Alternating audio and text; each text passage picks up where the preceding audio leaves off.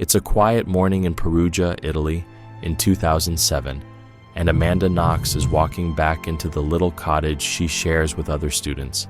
She's just heading home, probably thinking about nothing important at all. But the second she steps inside, something feels off in that way that's hard to explain at first. Like when a room looks normal, but your brain keeps going, wait, something's not right here. She notices the front door doesn't look how she remembers leaving it. One of the windows is broken. Not smashed dramatically, just broken enough to make her stop and stare at it for a second longer than normal. She keeps walking through the house, trying to piece together what could have happened. Then she goes into the bathroom. The door is closed, which is already strange. When she opens it, she sees blood. There's blood in the sink, blood on the floor, and the toilet hasn't been flushed. At this point, she still isn't thinking murder. Her first thought is that someone broke in and maybe hurt one of her roommates. She assumes Meredith, the girl who lives in the locked bedroom, might be injured, so she calls the police. When officers arrive, they walk through the house slowly. They eventually get to Meredith Kircher's bedroom. The door is locked. They knock. No answer. They kick the door in. Meredith is under a blanket. She's 21 years old. She's been violently attacked. Her throat has been cut. There's blood everywhere. That should have been the moment where everything became about finding who did this and how they got away. But that's not what happens. Instead, the focus slowly shifts away from the crime itself and onto Amanda. Meredith Kircher was an exchange student from England who came to Italy because she wanted adventure. She was excited about being independent, about living somewhere new, about starting the next part of her life. She barely got the chance. Her family is devastated, obviously, and they trust that the police will do what they're supposed to do. Meanwhile, Amanda Knox goes from being a shocked roommate to being treated like a suspect almost immediately, not because of evidence, but because people don't like how she's reacting. Amanda doesn't cry the way people expect her to. She laughs when she's nervous. She jokes to cope. She kisses her boyfriend outside the house while investigators are around. Instead of understanding that trauma makes people act weird, police decide this means something darker. They decide she must be hiding something. The prosecutor in charge, Giuliano Mignini, already has a reputation for being into conspiracy theories. When he looks at Amanda, he doesn't see a confused 20-year-old in a foreign country. He sees a character that fits a story he already wants to tell. He zeroes in on her MySpace username, Foxy Knoxy, and decides that says everything he needs to know about her.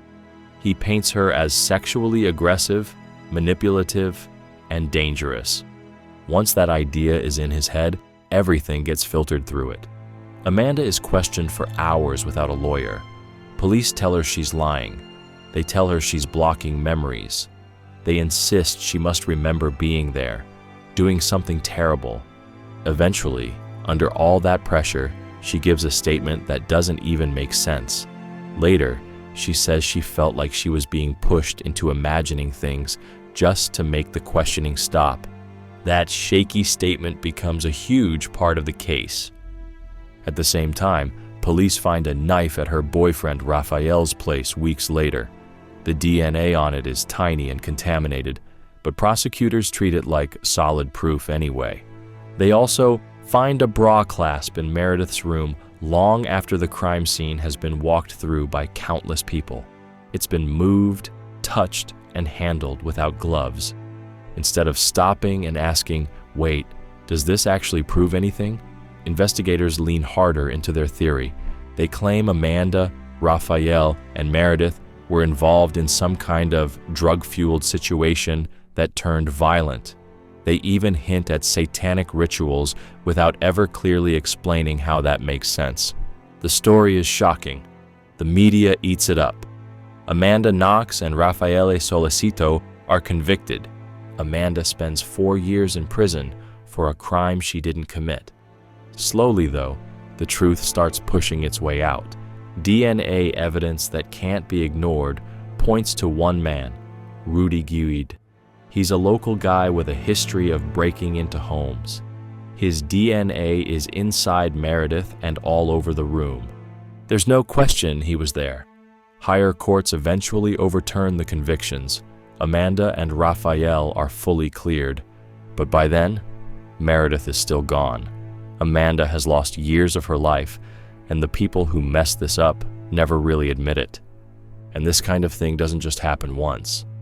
14 years earlier, in West Memphis, Arkansas, fear takes over another investigation in almost the exact same way. It's 1993. It's warm outside. 3 boys, Stevie Branch, Michael Moore, and Christopher Byers are riding their bikes, just killing time like kids do. They head toward a wooded area called Robin Hood Hills and then never come home. The town panics. Parents are terrified. Police feel pressure to find answers fast. The next day, the boys are found in a ditch. They're tied up and submerged in water. It's horrifying.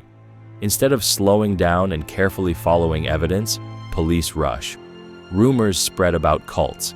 The case number ends in 666, which sends people spiraling even more.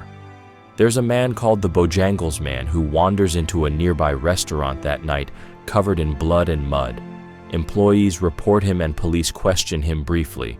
Then they lose the blood samples from him taken from the bathroom wall. They just lose them. Instead of focusing on that, police lock onto a teenager named Damien Eccles because he wears black, listens to metal, and reads about occult stuff. That's enough for them. They bring in his friend Jason Baldwin. Then they bring in Jesse Miskelly Jr. Jesse has a low IQ. Police question him for 12 hours without a lawyer or parent. They correct him when he gets details wrong. They feed him information. Eventually, he just starts repeating what they want to hear. His confession doesn't match the crime scene. It changes constantly. But police use it anyway. Damien gets the death penalty. Jason gets life. Jesse gets decades.